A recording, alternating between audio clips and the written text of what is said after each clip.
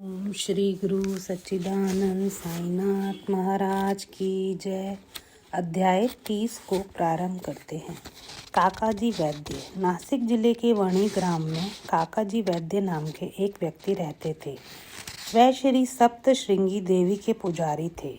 एक बार वह विपत्तियों में कुछ इस प्रकार ग्रसित हुए कि उनके चित्त की शांति भंग हो गई। वह बिल्कुल निराश हो उठे। एक दिन अति व्यथित होकर देवी के मंदिर जाकर अंतःकरण से वह प्रार्थना करने लगे कि हे देवी, हे दयामयी, मुझे कष्टों से शीघ्र मुक्त करो। उनकी प्रार्थना से देवी प्रसन्न हो गई और उसी रात्रि को उन्होंने स्वप्न में बोली कि तू बाबा के पास जा, वहाँ तेरा मन शांत और स्थिर हो जाएगा। बाबा का परिचय जानने को काकाजी बड़े उत्सुक थे, परंतु देवी से प्रश्न करने के पूर्व ही उनकी निद्रा भंग हो गई। वह सोचने लगे, ये कौन से बाबा हैं जिनकी ओर देवी ने मुझे संकेत किया है। कुछ देर सोचने के पश्चात वह निष्कर्ष पर पहुँचे कि संभव है कि त्र्यंबकेश्वर बाबा शिव ही हो। इसलिए वह पवित्र तीर्थ त्र्यंबकेश्वर गए। वहाँ 10 दिन व्यतीत किए। वह प्रातः उठकर स्नान आदि से निवृत्त होकर रुद्र मंत्र का जाप कर साथ ही साथ अभिषेक व अन्य धार्मिक कृत्य भी करने लगे, परंतु उनका मन पूर्वतः अशांत बना रहा। तब फिर अपने घर लौटकर वह अति करुण स्वर में देवी की प्रार्थना करने लगे। उसी रात्रि में उन्हें पुनः स्वप्न आया कि तू व्यर्थ ही त्र्यंबकेश्वर गया है। बाबा से तो मेरा अभिप्राय था शिरडी के श्री साईं समर्थ।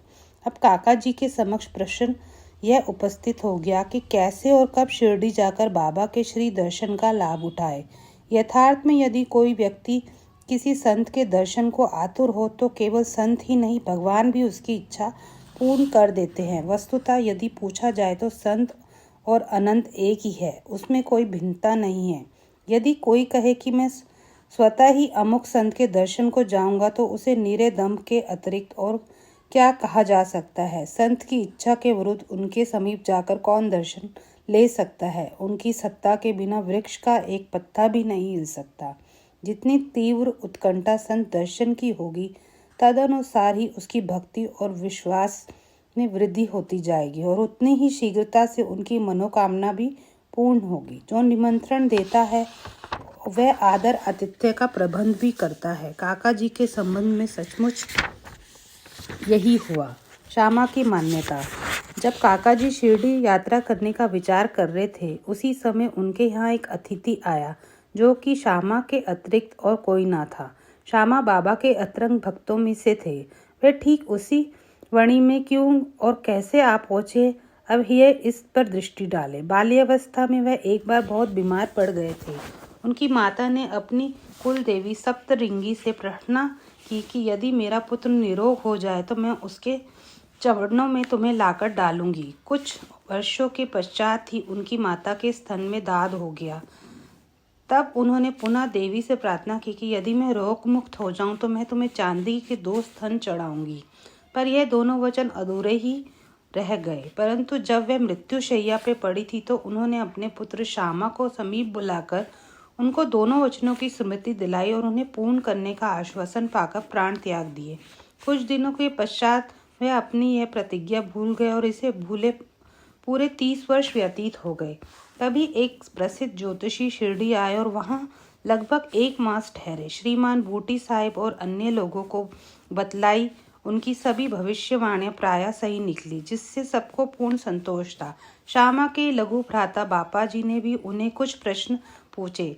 तब ज्योतिषी ने उन्हें बताया कि तुम्हारे ज्येष्ठ भ्राता ने अपनी माता को मृत्युशैया में जो वचन दिए थे उनके अब तक पूर्ण न किए जाने के कारण देवी असंतुष्ट होकर उन्हें कष्ट पहुंचा रही है। ज्योतिषी की बात सुनकर श्यामा के उन अपूर्ण वचनों की स्मृति हो आई। अब और विलंब करना खतरनाक समझकर उन्होंने सुनार को बुलाकर शीघ्र चांदी के 2 स्तन तैयार कराए और उन्हें मस्जिद में ले जाकर बाबा के समक्ष रख दिया तथा प्रणाम कर उन्हें स्वीकार कर वचन मुक्त करने की प्रार्थना की। श्यामा ने कहा, मेरे लिए तो सप्त श्रृंगी देवी आप ही हैं, परंतु बाबा से आग्रह कर कि तुम इन्हें स्वयं ले जाकर देवी के चरणों में अर्पित करो। बाबा की आज्ञा व उदी लेकर उन्होंने वणी को प्रस्थान कर दिया। पुजारी का घर पूछते पूछते वह काका जी के पास जा पहुंचे। काका जी इस समय बाबा के दर्शनों को बड़े उत्सुक थे। ठीक ऐसे ही मौके पर श्यामा भी वहां पहुंचे। यह संयोग ही भी विचित्र था। काका जी के आगंतुक ने उनका परिचय प्राप्त कर पूछा, आप कहाँ से पधार रहे हैं? तब उन्होंने सुना कि वह शिरडी से आ रहे हैं तो वह एकदम प्रेमान्वित हो श्यामा से लिपट गए और फिर दोनों का श्री साईं लीलाओं पर वार्तालाप आरंभ हो गया। अपने वचन संबंधी कृत्यों को पूर्ण कर काका जी के साथ शिरडी लौट आए। काका मस्जिद पहुंचकर बाबा के श्री चरणों में जा लिपटे। उनके नेत्रों से प्रेमाश्रुओं की धारा बहने लगी और उनका चित्त स्थिर हो गया। देवी के दृष्टानुसार जैसे ही उन्होंने बाबा के दर्शन किए, उनके मन की अशांति तुरंत नष्ट हो गई। वह परम शांति का अनुभव करने लगे। वह विचार करने लगे कि कैसी अद्भुत शक्ति है, बिना कोई संभाषण या प्रश्नोत्तर किए अथवा आशीष पाए दर्शन मात्र से ही अपार प्रसन्नता हो रही है। सचमुच दर्शन का महत्व तो इसे ही कहते हैं। उनके नेत्र साई चरणों पर स्थिर हो गए और वह अपनी जीवा से एक शब्द भी न बोल सके। बाबा की अन्य लीलाएं सुनकर उन्हें अपार आनंद हुआ और पूर्णतः बाबा के शरणागत हो गए। सब चिंताओं और कष्टों को भूलकर वे परम आनंदित हुए। उन्होंने वहां सुखपूर्वक 12 दिन व्यतीत किए और बाबा की आज्ञा, आशीर्वाद तथा उदी प्राप्त कर अपने घर लौट गए। खुशाल चंद ऐसा कहते हैं कि प्रातः बेला में जो सपना आता है वह बहुधा जागृतावस्था में सत्य निकलता है। ठीक ऐसा ही होता है, परंतु बाबा के संबंध में समय का ऐसा कोई प्रतिबंध नहीं था। ऐसा ही एक उदाहरण प्रस्तुत है। बाबा ने एक दिन तृतीय पहर काका साहब को तांगा लेकर राहता से खुशाल चंद को लाने के लिए भेजा, क्योंकि खुशाल चंद ने उनकी कई दिनों से भेंट न हुई थी। राहता पहुंचकर काका साहब ने यह संदेश उन्हें सुना दिया।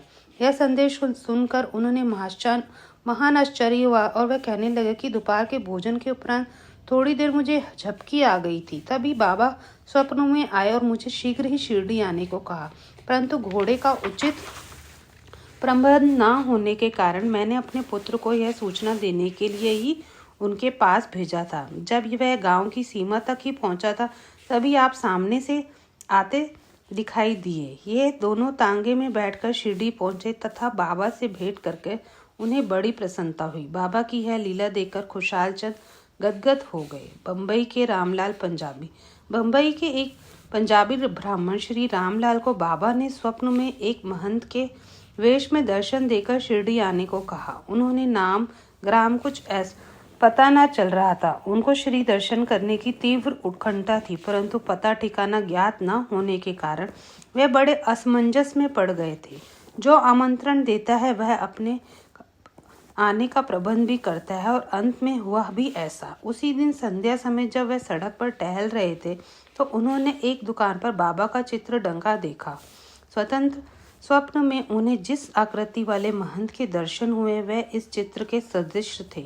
पूछताछ करने पर उन्हें ज्ञात हुआ कि यह चित्र शिरडी के श्री साई समर्थ का है और उन्हें शीघ्र ही शिरडी प्रस्थान कर दिया तथा जीवन पर्यंत शिरडी में ही निवास किया। इस प्रकार बाबा ने अपने भक्तों को अपने दर्शन के लिए शिरडी में बुलाया और उनकी लौकिक तथा परलौकिक समस्त इच्छाएं पूर्ण की। ओम श्री गुरु सच्चिदानंद साईनाथ महाराज की जय।